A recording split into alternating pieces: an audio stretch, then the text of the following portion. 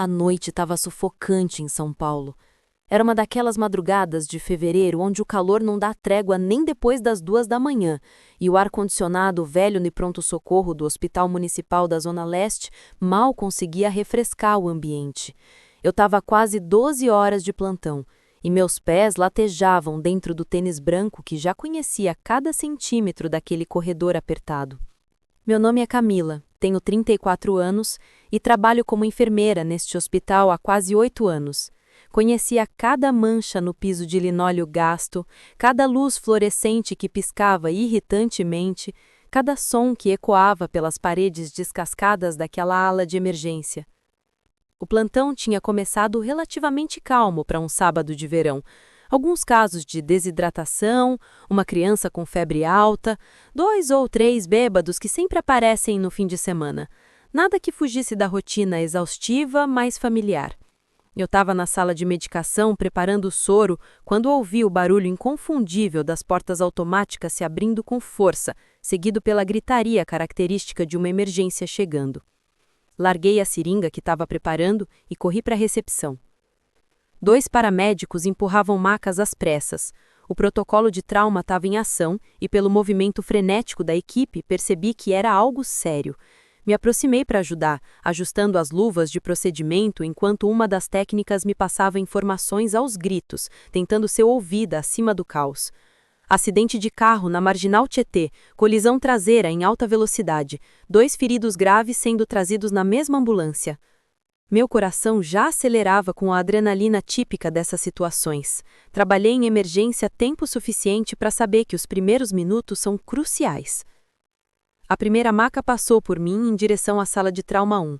Era um homem, cerca de 40 anos, consciente, mas gemendo de dor. Tinha um ferimento profundo na testa e o braço esquerdo em um ângulo estranho, claramente fraturado. Sangue manchava sua camisa social azul clara, hoje transformada em trapo vermelho. Eu me preparei para seguir a equipe médica, mas algo no rosto daquele homem, mesmo coberto de sangue e contorcido em agonia, havia algo terrivelmente familiar naqueles traços. A segunda maca estava logo atrás, e quando meus olhos encontraram a paciente, senti o chão desaparecer sobre meus pés. Era uma mulher de cabelos loiros compridos, por volta dos 28 anos, usando um vestido vermelho rasgado e manchado. Ela estava semi-consciente, murmurando algo ininteligível, mas não foi o estado dela que me paralisou, foi o rosto. O rosto que eu tinha visto dezenas de vezes nas fotos do Instagram. O rosto que eu tinha investigado obsessivamente por meses, sempre desconfiada, sempre procurando provas. Júlia, a secretária do escritório do meu marido. Então, como um soco no estômago, tudo se conectou. O homem na primeira maca. Rodrigo, meu marido. As pernas falharam e precisei me apoiar na parede. O barulho ao meu redor se transformou num zumbido distante. Senti náusea subindo pela garganta. Respirei fundo, tentando me controlar, mas minha mente estava em pânico absoluto. Rodrigo e Júlia, juntos, em um acidente. Aos sábados à noite, quando ele deveria estar em um jantar de negócios com clientes importantes, segundo me disse antes de sair de casa naquela manhã. Uma das minhas colegas, Mariana, tocou meu ombro com preocupação. Camila, você tá bem? Tá pálida? Eu a olhei, mas não consegui formar palavras. Ela seguiu meu olhar em direção às macas que agora estavam sendo posicionadas lado a lado na sala de emergência, separadas apenas por uma cortina fina. Mariana conhecia minha vida. Sabíamos tudo uma da outra depois de tantos plantões noturnos divididos, tantos cafés tomados na copa enquanto desabafávamos sobre nossas vidas. Ela sabia das minhas suspeitas sobre Rodrigo. Sabia que eu vinha percebendo mudanças nos últimos 6 meses. As mensagens escondidas, os atrasos, o cheiro de perfume diferente. Quando ela percebeu quem eram os pacientes, seus olhos se arregalaram. Meu Deus, Camila, é ele? Eu apenas balancei a cabeça, ainda sem conseguir processar completamente o que estava acontecendo. O doutor Henrique, plantonista responsável naquela noite, gritou meu nome da porta da sala de emergência. Camila, preciso de você aqui agora. Paciente masculino com possível traumatismo craniano e fratura exposta no braço. Vamos! Meus pés se moveram no automático. Anos de treinamento tomaram conta quando minha mente não conseguia funcionar. Entrei na sala e me posicionei ao lado da maca de Rodrigo. Ele estava agora mais consciente, os olhos arregalados de dor e medo. Quando me viu, toda a cor drenou do seu rosto. Mesmo através da agonia física, vi o pânico diferente se instalar em seus olhos. Cami, ele sussurrou, a voz embargada. Eu não respondi. Coloquei as luvas com movimentos mecânicos e comecei a verificar os sinais vitais conforme o protocolo. Dr. Henrique ditava ordens rapidamente. Pressão arterial 140/90, taquicardia. Precisamos de raio-x desse braço imediatamente e tomografia da cabeça. Camila, estabiliza ele enquanto preparo a paciente do lado. Olhei para a cortina fina que separava as duas macas. Do outro lado, ouvi a Júlia gemendo e outro enfermeiro falando com ela, tentando mantê-la consciente. Paciente feminina, jovem, traumatismo torácico, possível costela fraturada. Corte profundo na perna direita. Tá entrando em choque. Voltei minha atenção para Rodrigo. Ele tentava segurar a minha mão, mas eu me afastei. Cami, por favor, preciso explicar. Ele estava chorando agora, não apenas de dor física, mas de desespero. Eu te amo, você precisa saber, eu te amo. Mantive meu rosto neutro, profissional, enquanto limpava o ferimento na testa. O corte era profundo, precisaria de pontos. Senhor, preciso que fique quieto. Vou fazer uma limpeza do ferimento e o médico vai avaliar a necessidade de sutura. Senhor, usei o tratamento formal que dávamos a todos os pacientes. Vi a dor adicional que aquela palavra causou nos olhos dele. Mariana entrou na sala trazendo o kit de sutura e me lançou um olhar de apoio silencioso. Ela se posicionou do outro lado da maca, ajudando a segurar o braço fraturado de Rodrigo enquanto eu trabalhava em sua testa. O Dr. Henrique estava do outro lado da cortina, trabalhando em Júlia. Ouvi ele pedindo medicação para dor e solicitando ultrassom para verificar a hemorragia interna. Rodrigo continuava tentando falar comigo. Foi um acidente, Cami. Nós estávamos apenas... Ele parou, percebendo que não havia justificativa que funcionasse. Estávamos voltando de um jantar. Apertei o ponto da sutura com mais força do que o necessário e ele estremeceu. Um jantar? Repeti, minha voz baixa, mas carregada de veneno. Enquanto você me disse que estava em reunião de negócios, enquanto eu estava aqui, trabalhando, preocupada com você dirigindo sozinho tarde da noite. Ele fechou os olhos, lágrimas escorrendo pelas têmporas.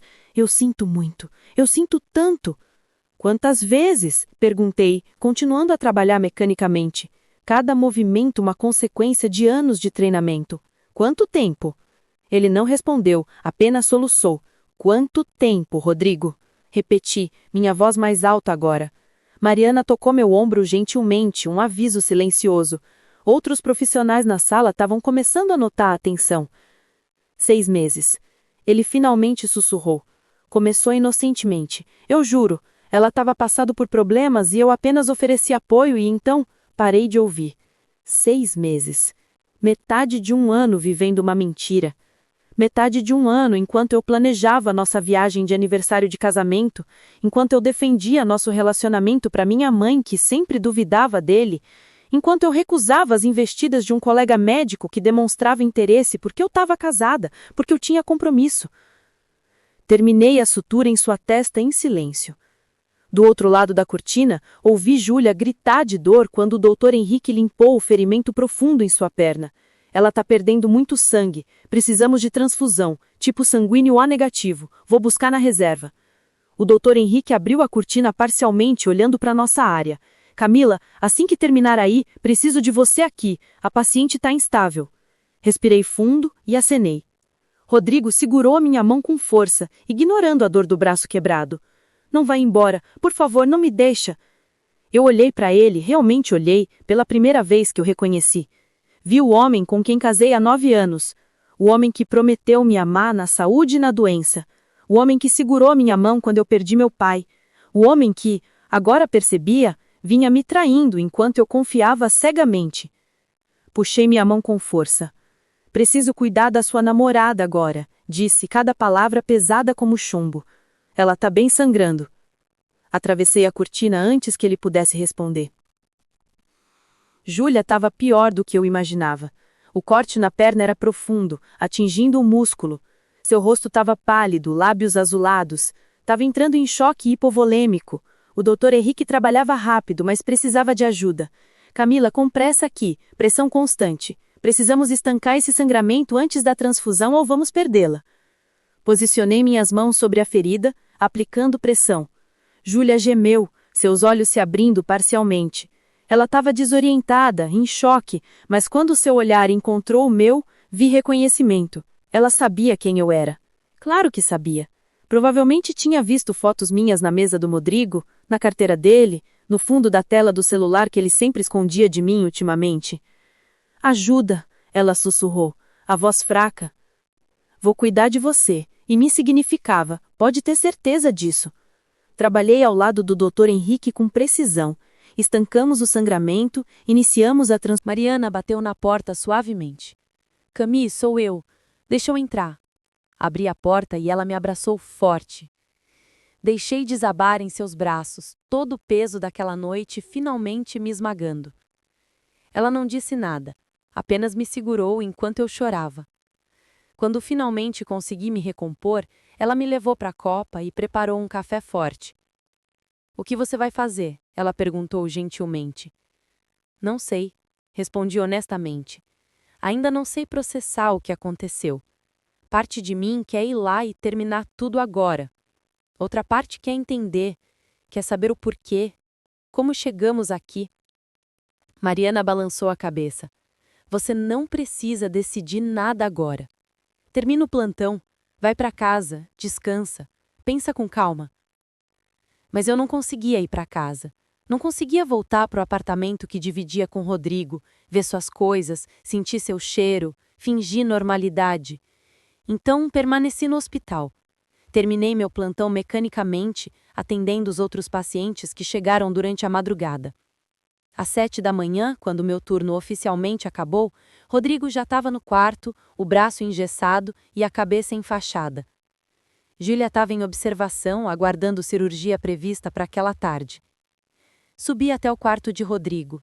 Não sabia por que estava fazendo aquilo.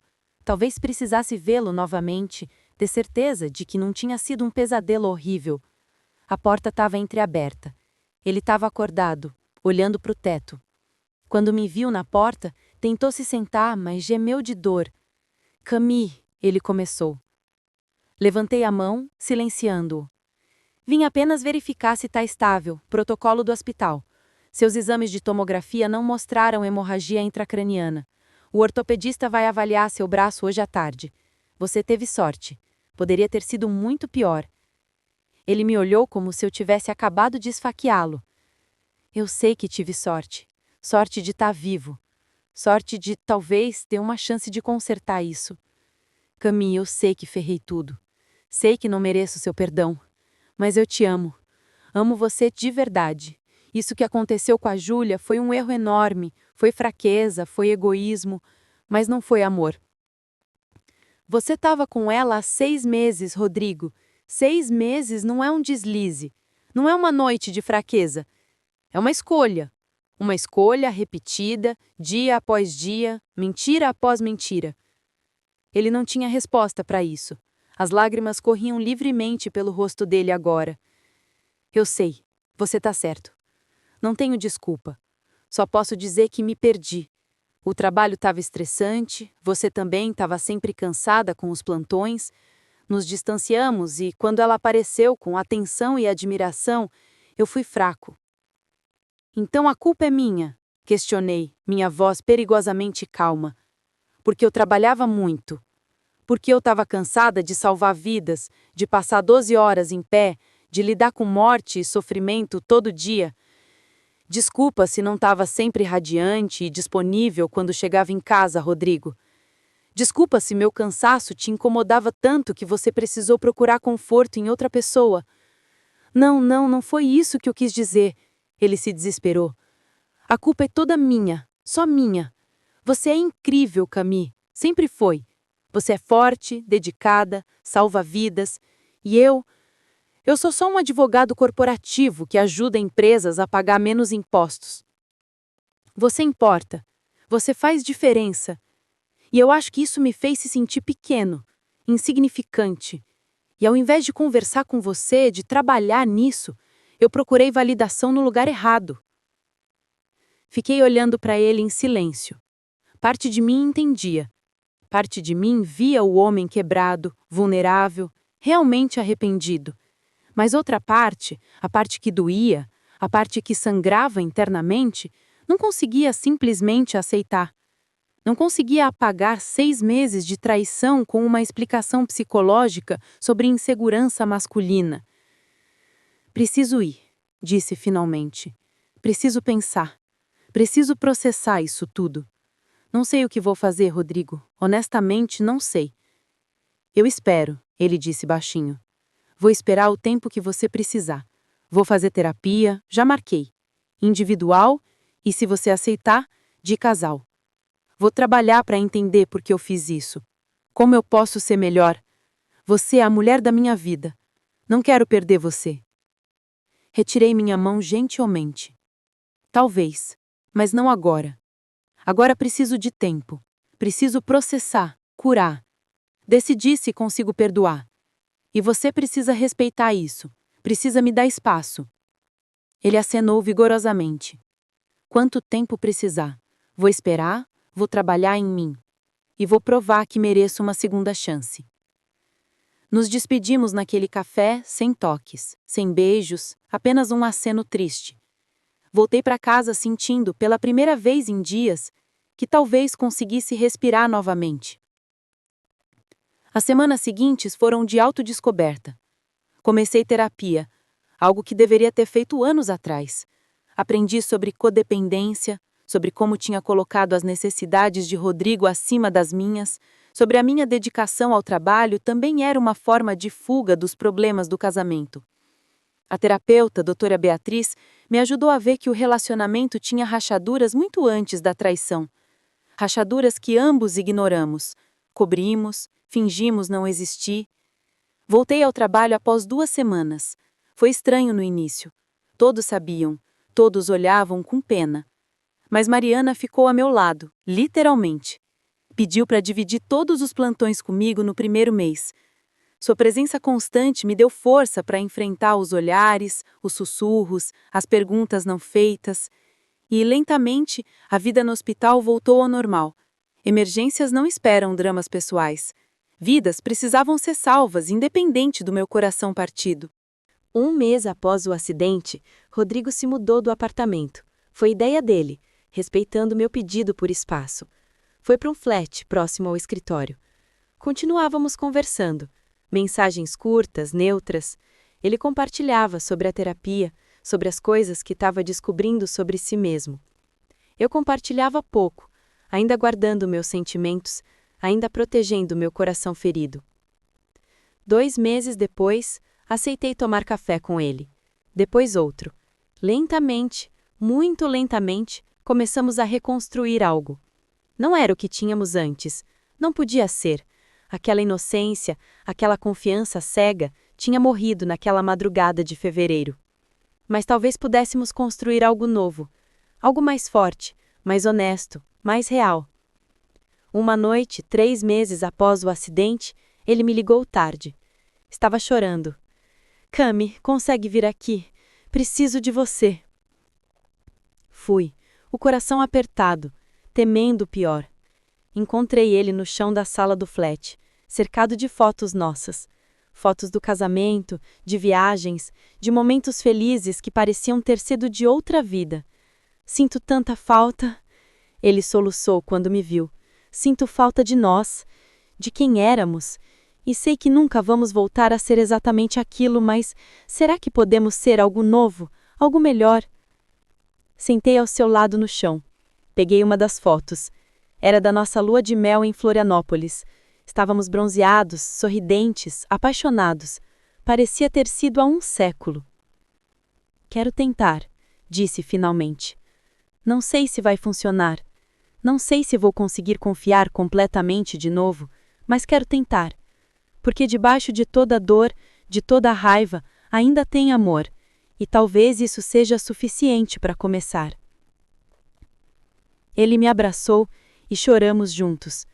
Choramos pelo que perdemos, pelo que destruímos, pela dor que causamos um ao outro. Mas também choramos com esperança. Esperança de que talvez, só talvez, pudéssemos emergir disso mais fortes. Começamos terapia de casal na semana seguinte. Foi brutal. Sessões onde gritamos, choramos, confrontamos verdades dolorosas. A terapeuta, doutora Márcia, não permitia que fugíssemos das questões difíceis.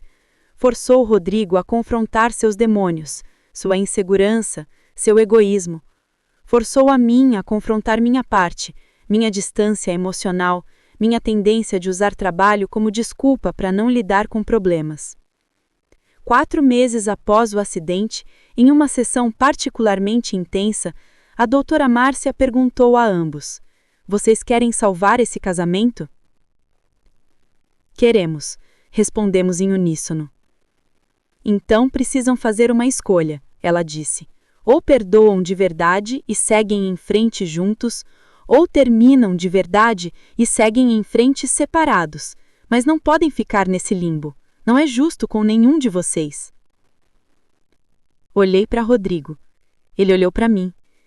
E naquele momento tomamos uma decisão. "Vamos tentar", eu disse. De verdade. Sem garantias, sem certezas, mas vamos dar uma chance real. Ele acenou, lágrimas nos olhos. "Vou merecer essa chance. Todos os dias, vou trabalhar para merecer." Não foi fácil. Teve noites onde acordei em pânico, imaginando ele com ela. Teve momentos onde qualquer atraso dele me jogava de volta àquela madrugada horrível. Teve dias onde questionei se estava sendo idiota, se deveria ter simplesmente terminado tudo. Mas também teve momentos bons.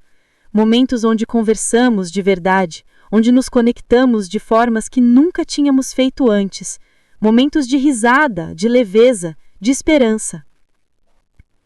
Uma noite, 3 meses após o acidente, ele me ligou tarde. Estava chorando. "Cami, consegue vir aqui? Preciso de você." Fui, o coração apertado, temendo o pior. Encontrei ele no chão da sala do flat, cercado de fotos nossas. Fotos do casamento, de viagens, de momentos felizes que pareciam ter sido de outra vida. "Sinto tanta falta", ele soluçou quando me viu. "Sinto falta de nós, de quem éramos. E sei que nunca vamos voltar a ser exatamente aquilo, mas será que podemos ser algo novo? Algo melhor?" Sentei ao seu lado no chão. Peguei uma das fotos. Era da nossa lua de mel em Florianópolis. Estávamos bronzeados, sorridentes, apaixonados. Parecia ter sido há um século. "Quero tentar", disse finalmente. "Não sei se vai funcionar. Não sei se vou conseguir confiar completamente de novo, mas quero tentar. Porque debaixo de toda dor, de toda raiva, ainda tem amor, e talvez isso seja suficiente para começar." Ele me abraçou e choramos juntos. Choramos pelo que perdemos, pelo que destruímos, pela dor que causamos um ao outro, mas também choramos com esperança. Esperança de que talvez, só talvez, pudéssemos emergir disso mais fortes. Começamos terapia de casal na semana seguinte. Foi brutal. Sessões onde gritamos, choramos, confrontamos verdades dolorosas. A terapeuta, doutora Márcia, não permitia que fugíssemos das questões difíceis. Forçou Rodrigo a confrontar seus demônios, sua insegurança, seu egoísmo.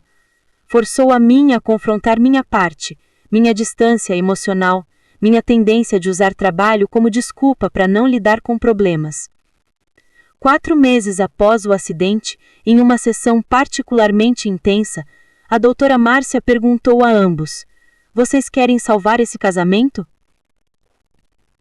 "Queremos", respondemos em uníssono. "Então precisam fazer uma escolha", ela disse.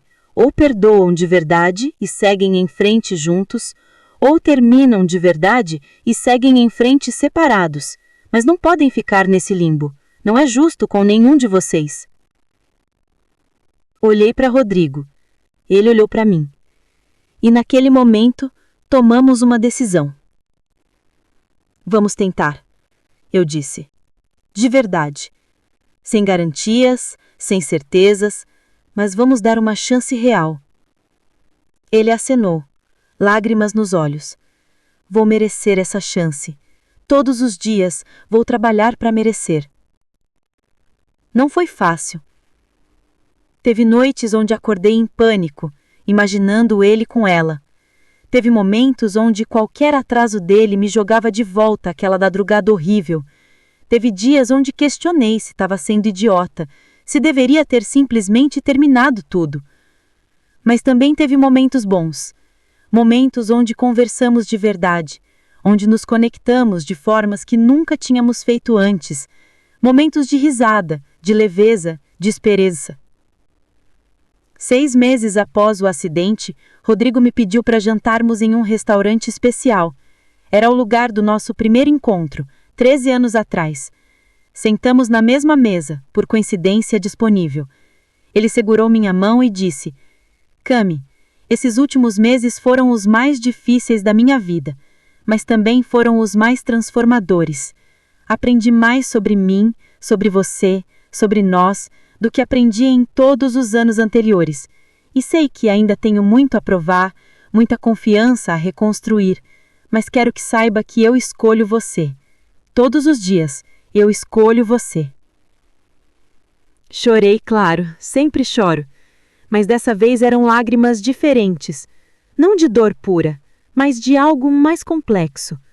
Dor, ainda sim, mas também esperança, amor, determinação. Eu também escolho você, respondi. Mas, Rodrigo, se acontecer de novo, se você me trair de novo, acabou. Sem segundas chances, sem terapia, sem nada. Acabou, definitivamente.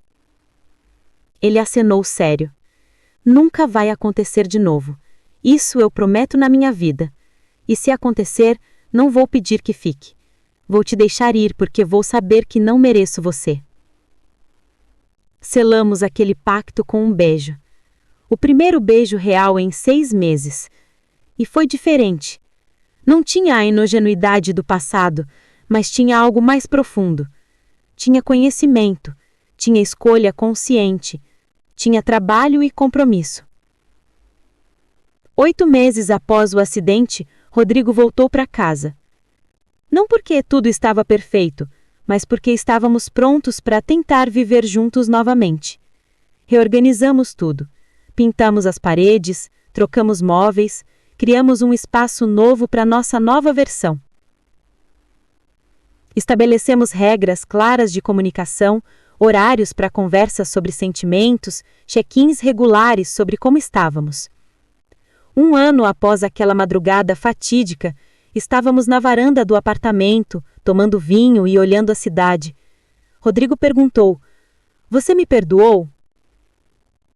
Pensei cuidadosamente antes de responder. "Estou perdoando", disse. É um processo contínuo.